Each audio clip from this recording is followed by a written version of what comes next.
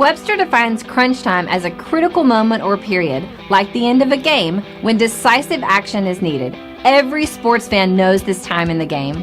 Your palms sweat just a little more, your heart races just a little bit faster, and you live and die with every play until the final seconds tick off the clock and you're either celebrating a victory or disappointed by the defeat. The team at Crunch Time Sports Advantage Network understands just how critical these moments are. For us, it begins as soon as the next set of games are on the board. We evaluate the opening lines and any breaking news throughout the week. We cover each game inside and out, whether it's from inside the locker room to a huddle down on the field, the court, or the ice. We take you inside the meeting room with scouts, coaches, and executives. We have our fingers on the pulse of all the sports that we cover: the National Hockey League, NBA, college basketball, college football, and the National Football League. We are the Crunch Time Sports Advantage Network, and we're here to help you find your sports advantage.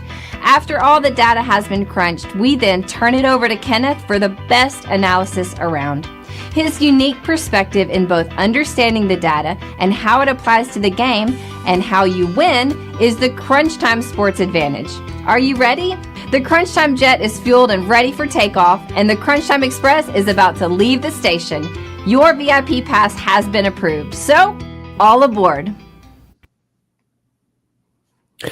And good morning, as we are recording this at 4 a.m. as a tribute to the greatest rivalry game in all of college football. Hi, everyone. This is Kenneth, founder and senior analyst for the Crunch Time Sports Advantage Network. The rest of the team is off getting ready for the college football playoffs that will begin a week from today. Looking forward to those four tremendous game breakdowns. I'll talk about at the end of the podcast some of the things that we are going to be doing for that. So you definitely want to stay tuned for this. But this game is uniquely special to me. One, because it is truly the greatest rivalry game in college football.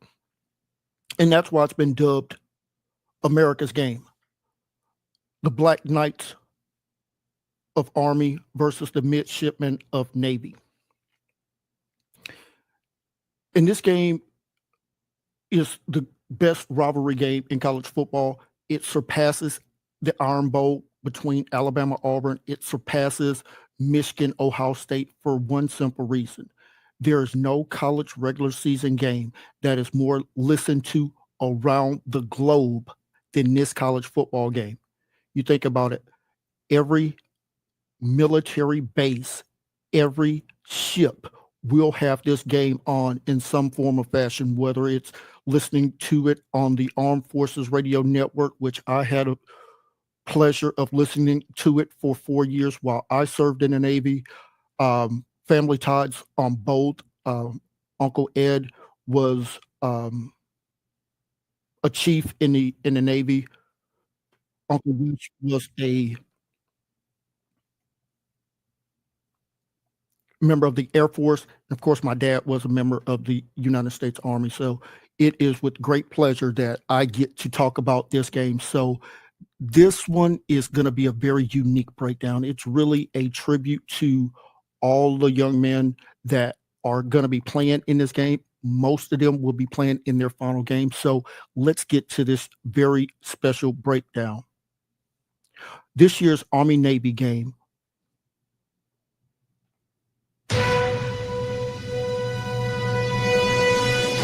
This game will feature the 8-3 Navy midshipmen going up against the American Athletic Conference champion, the Army Black Knights, coming into this game 11-1. Yes, Army is the favorite for a reason, boasting a dominant rushing offense and a balanced defensive metrics. Navy, known for their rushing attack and disciplined play, will aim to disrupt Army's efficiency and control the tempo of this game.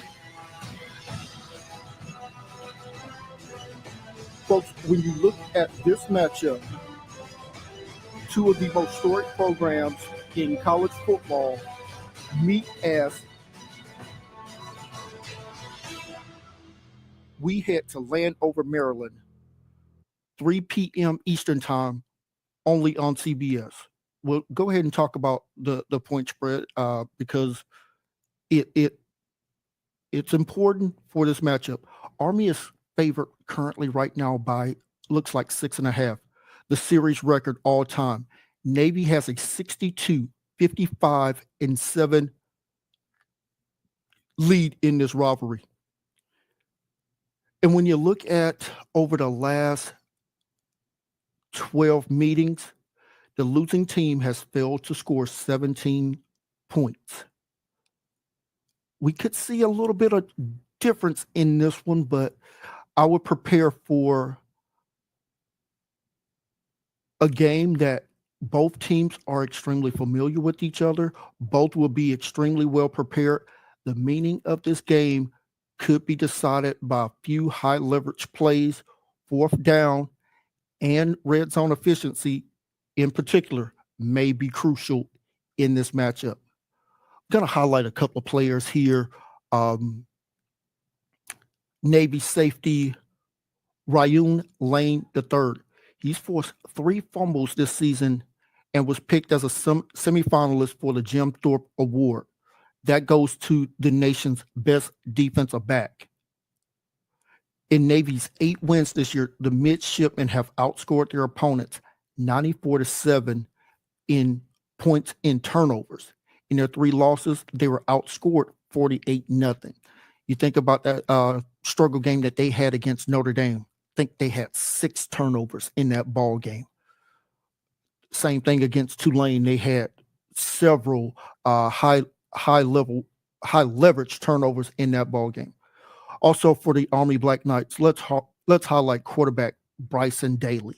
This young man has 29 rushing touchdowns on the season, an FBS record for a quarterback that was held by former Navy midshipman quarterback Keenan Reynolds, who ran for 31 touchdowns back in 2013. You want to talk about a missed opportunity for the Heisman committee back in 2013, not having that young man show up in his dress blue uniforms after the end of that game. I think there was also a missed opportunity not having Bryson this year. Just the pure celebration of not only his season, but Army season as well. I think that was a failed opportunity by both. For the first time since 2017, both teams will enter this game with a chance to secure the Commander-in-Chief's trophy with a victory. Army has a 2-game winning streak in this series. The midshipmen have not had a game this season decided by fewer than 12 points. Army has been in the top 25 for 9 consecutive weeks, its longest stretch since the team was ranked in each week of the 1958 season. Just a wonderful year by both of these teams. And let's get into the breakdown here. Let's start with my beloved midshipmen of Navy. Navy comes into this game averaging 30.2 adjusted points per game. That is 37th best in the country. Army only allows 19.6 adjusted points per game. That is 33rd in the nation. Sports passing game. We know that neither one of these teams are particularly elite passing teams. We'll hear about Armies here in just a moment, but Navy comes into this game averaging 142.2 adjusted passing yards per game. That's 124th. Army allows 203 yards passing per game. That is 54th. Navy comes into this contest averaging 252 yards rushing per game. That's 4th best in the nation. And when we talk about that Army Black Knight defense, only allowing 116 yards on the ground to their opponents per game. That's 14th best in the country. Let's talk about a couple of high efficiency stats here. Navy, points per drive, 2.8 points per drive. That's phenomenal. When you look at Army, they allow 2.2 yards per game. That's pretty good as well.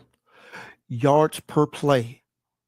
Navy comes in averaging 6.6 yards per play.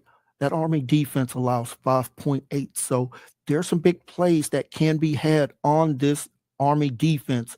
You just have to be very efficient in your blocking schemes, block everything up, and then take advantage when you have those seams, whether it's in the run game or the passing game.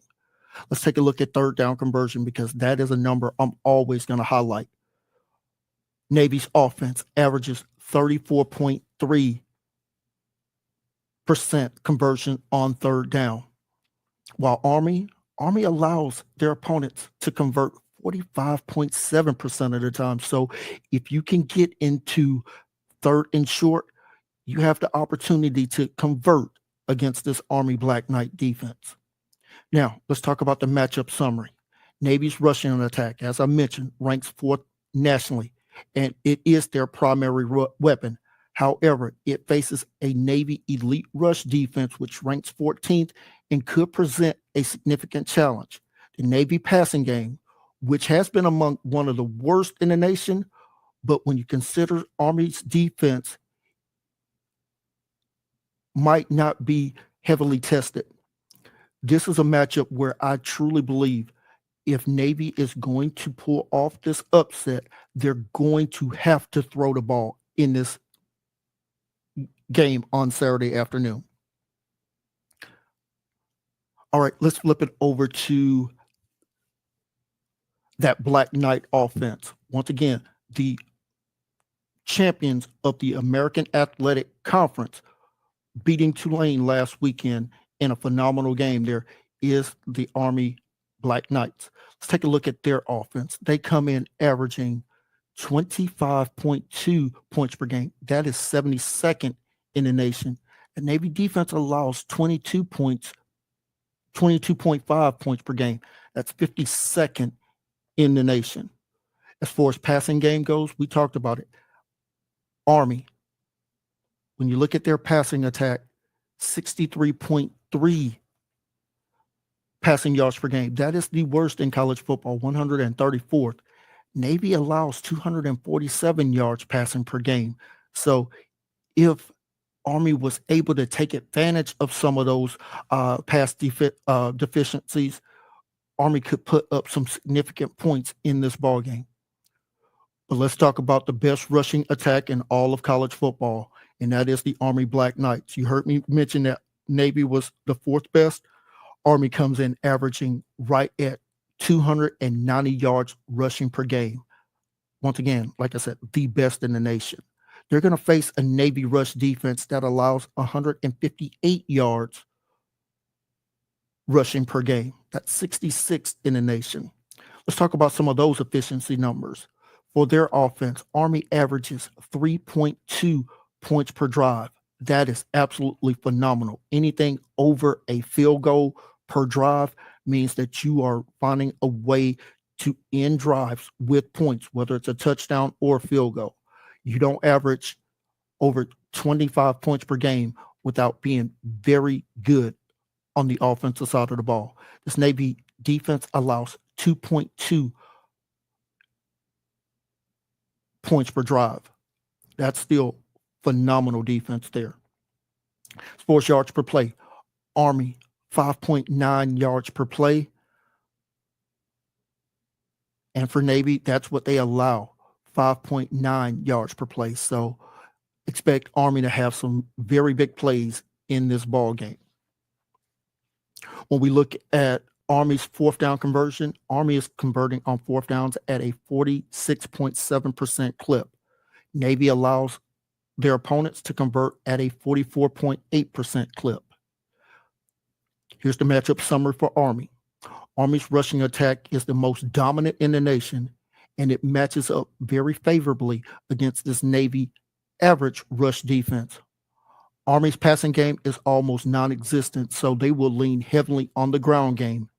Navy's defensive success will depend on clogging up those running lanes and forcing Army into long third down conversions. I'll talk about that here in just a moment because of how aggressive Jeff Monken is on going for it on fourth down.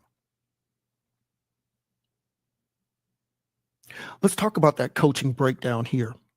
Navy's head coach, Brian Newberry, over the, since the beginning of last season. Now we almost have 2 years worth of data. He's 13-10, win percentage of 56.5%, and one score games in that time period. He's 1-2, 33%. As far as wins against quality opponents, only 1-6, a little over 12.5% win rate on that margin. As far as being aggressive on fourth down, Coach Newberry's aggressive ranking is 60th out of 134. However, they convert on fourth downs at a 61% clip, 11 for 18 this year. I'll talk about the strategy here in just a moment. As far as Army head coach Jeff Monken, since the start of last year, 17-7. We talked about that magical year this year of going 11-1. Fantastic job there by Coach Monken. 71% win rate in one score games. He's 5-3. That's a 63% win rate. And against quality opponents, he's 2-3, 40% win rate. As far as aggressiveness ranking, he's the number 2 most aggressive head coach in college football this year, going for it on fourth down. They're converting at a 73% clip, 19 for 16. Let's take you inside the coaching room and the meeting rooms this week as far as each head coach and how they should attack this ball game coming up on Saturday as far as being aggressive on fourth down. Let's start with Navy. Brian Newberry. Navy's conservative approach has resulted in moderate success, but against a disciplined and efficient Army team, Newberry may need to take calculated risk on fourth down to sustain drives and keep that Army offense off the field. Let me break that down even further. You know that Jeff Monken is going to go for it on fourth down. I just gave you the stat. He is the second most aggressive head coach in college football going for it on fourth down. If it is 4th and 1, 4th and 2, unless you are in guaranteed, I shouldn't say guaranteed, as far as high probability of making the field goal, I will go for it on fourth down at every single turn if I'm Brian Newberry. Now, let's take you into the Army meeting room here with Jeff Monken. Monken's aggressive fourth down strategy has been a key to Army success all season long, allowing them to control tempo, sustain drives, and wear down defenses with that ground game.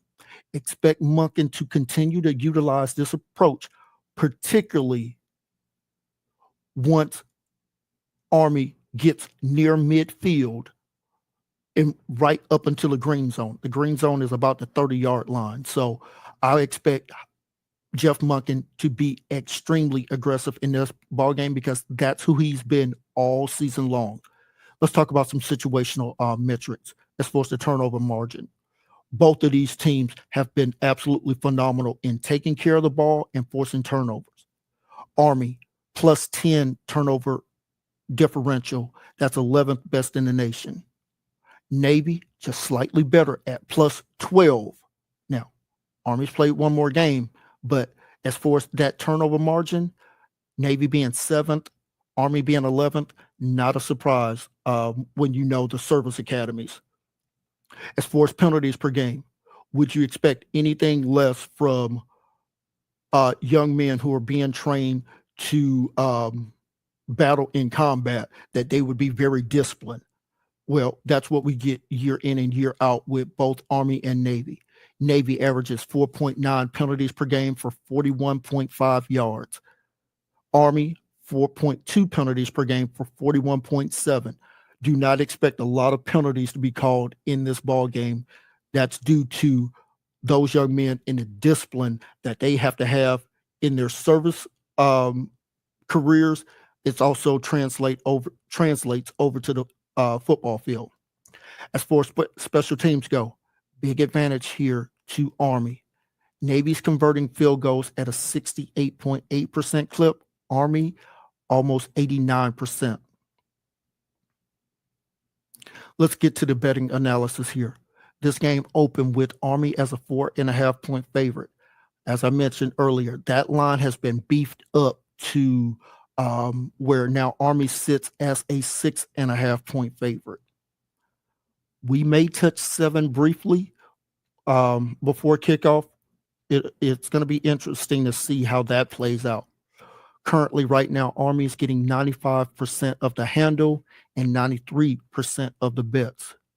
This line has shifted in favor of Army, reflecting heavy bets and sharp money on the favorite. Army's dominance in key metrics and superior record likely contributed to this trend. Navy is a significant dog, has some attractiveness if that line gets to 7.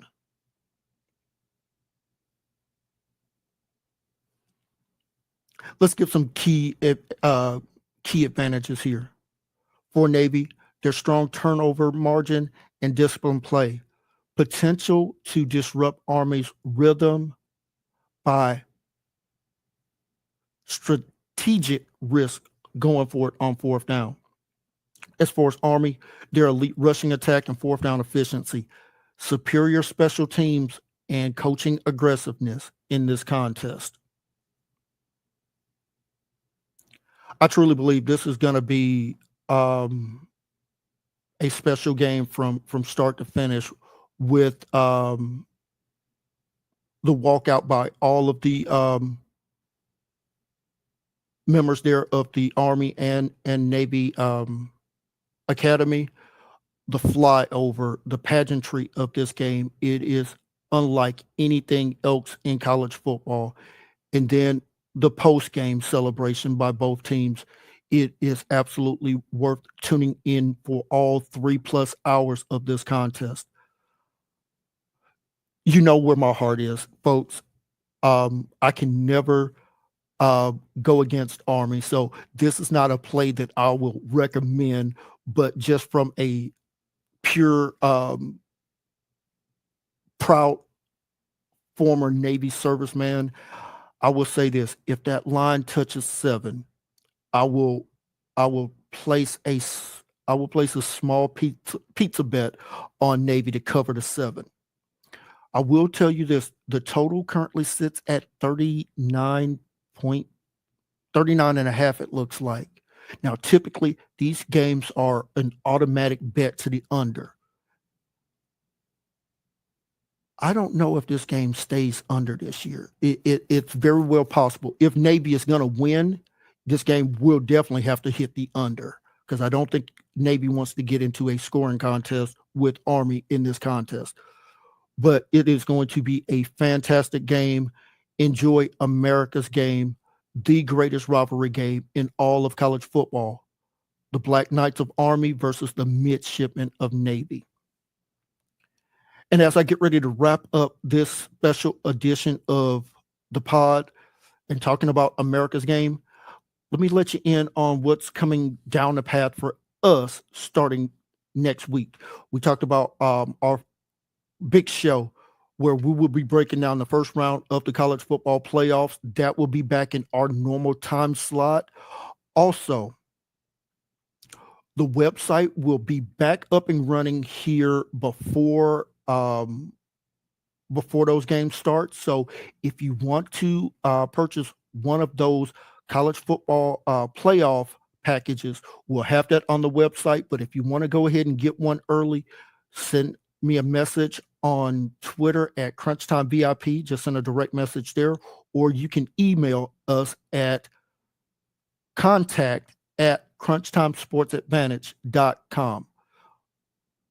The rates are going to be extremely affordable, and it's going to cover all of the college football playoff games, as we've learned, trying to handicap non-playoff games. It's just too much to keep up with as far as all the opt-outs, and the fact that we have almost 35 college football bowl games that are not college football playoff related. We're just going to exclusively focus on the college football playoffs. So on behalf of my fantastic team. Jennifer, Jessica, Summer, Billy, our senior handicapping analyst. This is Kenneth, founder and senior analyst for the Crunch Time Sports Advantage Network, wishing you a fantastic morning and go enjoy the Army Black Knights versus the Midshipmen of Navy in what is only known as America's game, the greatest game.